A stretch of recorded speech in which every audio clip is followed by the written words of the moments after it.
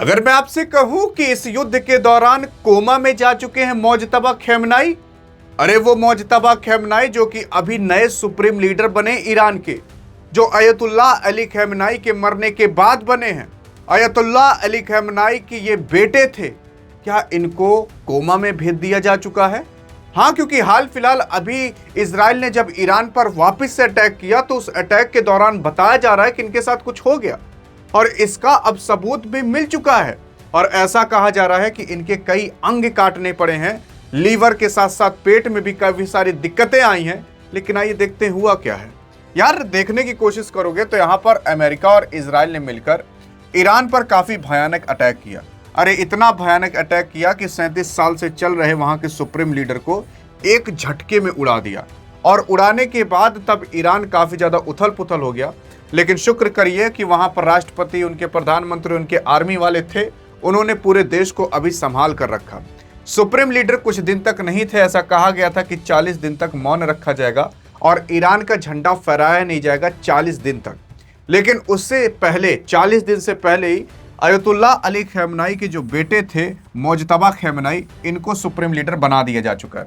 Supreme leader यहाँ पर इस बेस पर चुने जाते हैं कि अगर आपको मुस्लिम धर्म का काफी अच्छा खासा नॉलेज है तब आपको चयन किया जाता है सुप्रीम लीडर के लिए।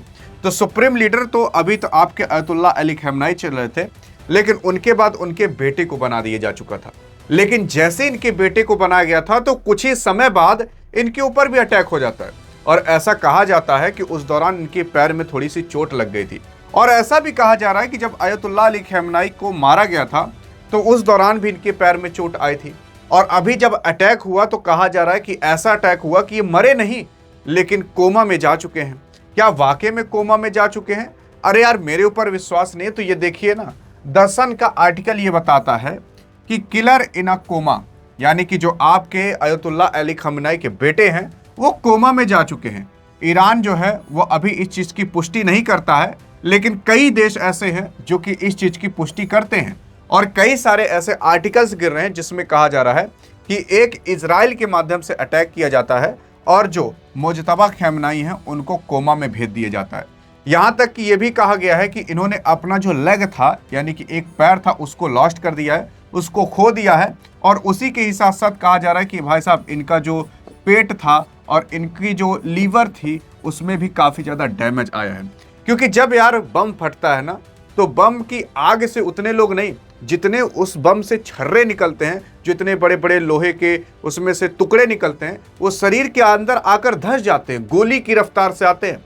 तो वो शरीर के कभी आँख में, कभी कान में, कभी सिर में, कभी फेफड़े में, कभी पेट में, कभी दिल पर, तो कभी पेट, मतलब हर जगह कहीं ना कहीं जाकर वो धंस जाता है। ऐसा कहा जा रहा है कि इनको भी काफ़ी भयानक चोट आई है और इतनी चोट आई है कि इनको कोमा में भेज दिया जा चुका है। लेकिन अभी ईरान इस चीज़ की पुष्टि नहीं किया है। मैं आपको बता देना चाहता हूं कि ईरान के अंदर जब भी कुछ होता है तो ईरान हमेशा सारी चीज़ें छुपा कर रखता है। ये तो पता नहीं कैसे अयतुल्लाह अली खamenei के बारे में इसने तुरंत बता दिया और अभी भी लोगों को डाउट है कि अयतुल्लाह अली खamenei मरे भी हैं कि नहीं मरे हैं। ना तो अभी तक इनकी डेड बॉडी दिखाई गई है, ना तो कोई फोटो दिखाई गई है, और ना तो ये दिखाया गया है कि आखिरकार हुआ कैसे था सब चीज़। केवल हाँ, सैटेलाइट की फोटो दिखा दी गई है। अयतुल्लाह अली खamenei के बारे में अभी तक पता ही नहीं लगा। ईरान के लोग सोचिए एक फोटो तक नहीं डाले। अब सोच कर देखिए कि जब मरे होंगे ये, तो उसके बाद वहां पर पूरी सिक्योरिटी गई होगी, इनको निकाला गया होगा, अंतिम संस्कार किया गया होगा, जलाया गया होगा या गाड़ा गया होगा, जो भी कुछ किया जाता है, लेकिन एक तस्वीर सामने नहीं आई अभी तक। तो सोच कर देख लीजिए आखिरकार हुआ क्या है। वैसे इनके बारे में भी बताया जा रहा है या अफवाह ही उड़ाई जा रही होगी कि इनको कोमा में भेज दिया जा चुका है। लेकिन अब भेजा गया है कि नहीं, इसके बारे में अभी हम नहीं पुष्टि करते। लेकिन कई सारे आर्टिकल्स अगर गिर रहे हैं तो इसके पीछे कुछ ना कुछ रीज़न तो हो ही सकता है। लेकिन हाँ, जो आर्टिकल्स अभी बता रहे हैं यही बता रहे हैं कि उनके पेट में, लीवर में और उनका एक पैर काट कर निकाल दिया जा चुका है। उसी के ही साथ साथ अभी हाल फिलहाल इसी दौरान जो आपके प्रधानमंत्री मोदी जी हैं, उन्होंने ईरान के जो राष्ट्रपति है उनसे फ़ोन पर बात की है। और फ़ोन पर एक बार नहीं, लगभग 3 बार कहा जा रहा है कि भारत के विदेश मंत्रालय ने बात किया है। और ऐसा भी कहा जा रहा है कि प्रधानमंत्री मोदी ने खुद बात किया है और ये बात किया है कि ईरान के अंदर अभी जो 9000 भारतीय फंसे हैं, जो स्ट्रेट ऑफ हॉर्मुज पर अभी जो नहीं जा पा रहा है भारत का जहाज, उन सब के बारे में अभी बात की है आपके प्रधानमंत्री मोदी ने। लेकिन उसी के ही साथ साथ अगर आप देखोगे तो प्रधानमंत्री मोदी ने किसी और से नहीं बल्कि डॉक्टर मसूद पेजेस्कियन से बात की है, जो कि वहां के अभी राष्ट्रपति चल रहे हैं। इनको भी मारने की धमकी आई है, लेकिन ये अभी डर और नहीं रहे। लेकिन अगर हम भारत की बात करें तो भारत को लेकर अभी ईरान थोड़ा पॉजिटिव होता हुआ दिखाई दे रहा है। वो कह रहा है कि हम चाइना के लिए तो शिप का मार्ग खोले हैं, लेकिन कुछ समय में भारत के लिए भी ये शिपिंग का मार्ग खोलने की ये लोग अनुमति दे सकते हैं। लेकिन अनुमति देंगे कि नहीं, इसके बारे में अभी पूरी तरीके से डिटेल में नहीं पता चल पा रहा है कि आखिरकार क्या होगा। देखो यार, यही स्ट्रेट ऑफ हॉर्मुज कहलाता है। ये जो आपको एरिया दिख रहा है ना समुद्र का, ये गल्फ ऑफ ओमान है, क्योंकि यहाँ ओमान है तो ओमान की खाड़ी कहा जाता है। ये पर्शियन गल्फ है। पर्शियन गल्फ इसे इसलिए कहा जाता है क्योंकि पहले ईरान को ना भाई साहब पर्शिया कहा जाता था, तो तब से ही अभी तक इसका नाम पर्शियन रखा गया, यानी कि पर्शिया की खाड़ी। और यहाँ पर स्ट्रेट ऑफ हॉर्मुज है, जो कि ईरान का ही कंट्रोल यहाँ पर भी रहता है।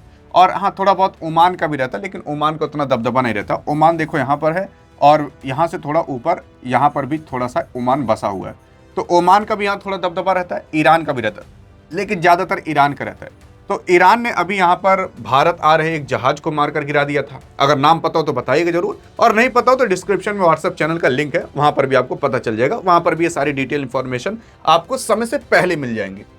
तो यहाँ पर देख सकते हो कि स्ट्रेट ऑफ हॉर्मुज पर यहाँ से भारत अपना तेल लेकर आता था, यहाँ पर जो खाड़ी वाले देश है उनसे लेकर आता था। लगभग दुनिया का 20% का तेल खरीदार यहीं से ही होता था।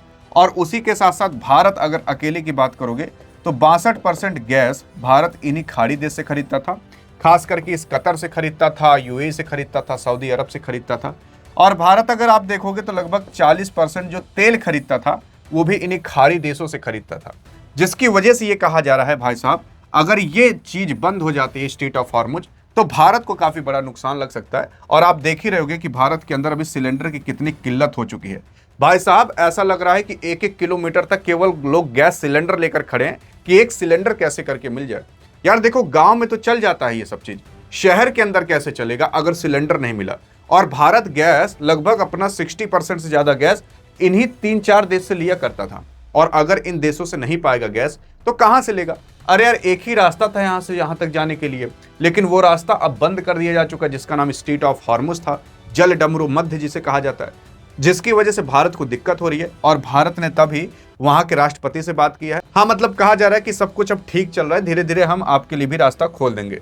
वैसे भी भारत ईरान का अच्छा दोस्त है, लेकिन ये दोस्ती निभाएगा कि नहीं ये आगे समय में पता चलेगा। लेकिन एक भारतीय नागरिक होने के नाते आप इस चीज पर क्या सोचते हो और आपका क्या कहना है, देखते हैं आप क्या जवाब देते हो। अधिक जानकारी चाहिए तो इस वीडियो में मिलते हैं, तब तक लिए जय हिंद जय भारत।